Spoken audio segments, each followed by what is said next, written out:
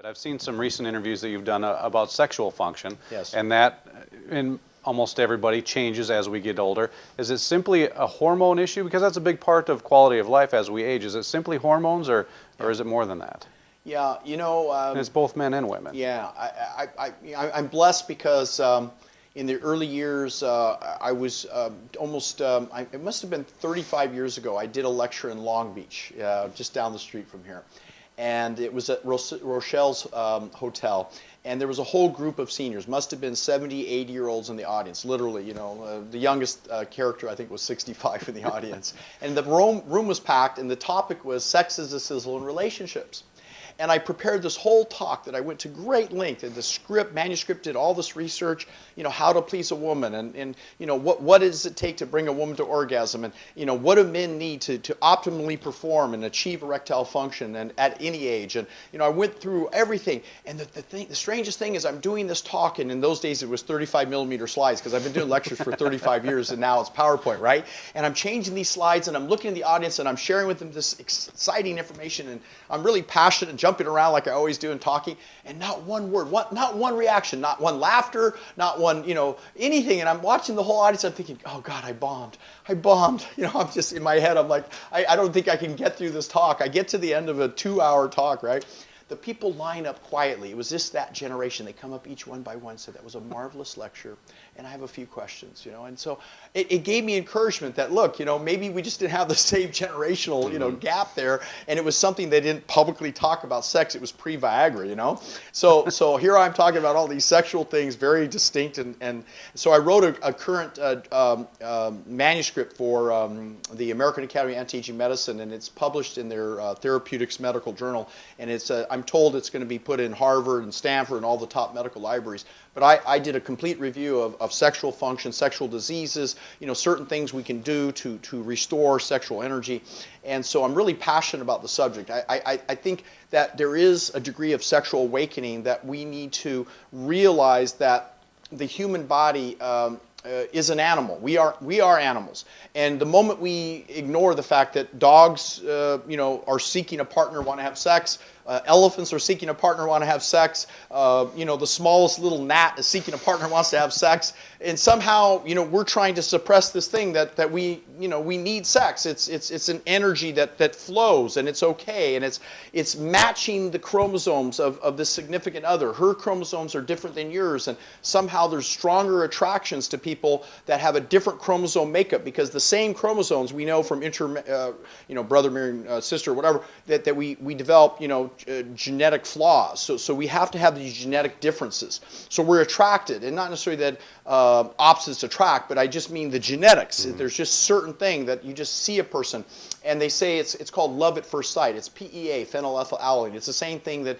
people eat chocolate. They get this little rush of PEA, and they go, oh, I like chocolate. Well, it's this hormone that comes from the brain, and it's literally been identified as love at first sight. So there's the stimulus initially, and then you have to have enough cortisol, your adrenal function, to even deal with the stress of seeking a partner, because, you know, there's a little bit of combativeness. You know, you're asking for a date or trying to figure out what's your line, how you're going to introduce yourself, and she's kind of like, you know, I don't know, is this character good enough for me? And so you got a little chase there, and you got to have enough adrenals to deal with the stress of the chase. And if you don't have that spark and chase, it's never going to happen, because you can't get past the first to even get her phone number. So after you got her phone number, now we're there. So the next step is, okay, we're in this place where we're going to go away to, you know, the rule of 3 dates. You know, you have 3 dates. She finally feels comfortable with you. Maybe she's open to you, and you have some great discussions, because women love to talk. You got to learn, are they kinesthetic, auditory, or visual? Find out with the communicative style. It's a whole NLP thing that really helps. And then, you know, learn how each other's communicate. And then at the sexual level, how do you communicate? How relaxed are you with that? And sure, hormones play a big role. I think that testosterone is so overlooked that as it declines with age, we have to resort to Viagra if we don't have enough testosterone. The reality is, if we have optimum testosterone levels and we clear out the harmful estrogens, we balance the DHA, the cortisol levels. There's even Malayan stimulating hormone, which is gives you a suntan a little bit, and it also improves erectile function. So there's a number of hormones and herbs that I've discovered over the last 35 years that I think are integral part to taking, say, a 56-year-old and help them to get the sexual ability of a 22-year-old. So now you have the maturity of age to be a little bit more respectful and maybe have more fun in your life in the golden years, but at the same time enjoy sex like the best you've ever had in your life. So I think that the mind, the body, the hormones all to go together. So sex is a thing that you should have your hormones analyzed. Make sure if there's any deficiencies, we'll give you the right supplementation regimes, a good exercise program, good mindset, and get to sleep early. Sometimes morning sex is the best. You're up too late at night, the hormones aren't where they are, and men sometimes can't find that they can perform.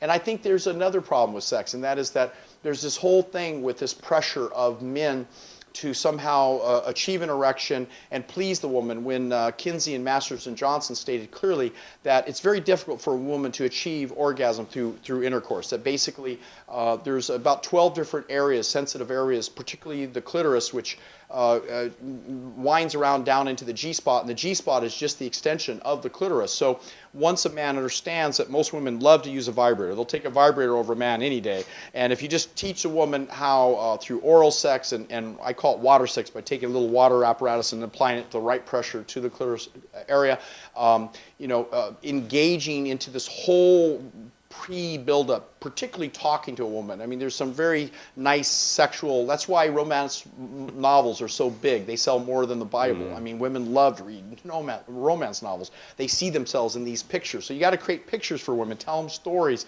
and kind of lead up to the date. Text your woman, hey, I can't wait to see you tonight. I'm really looking forward to seeing you, and just really loving, sweet things.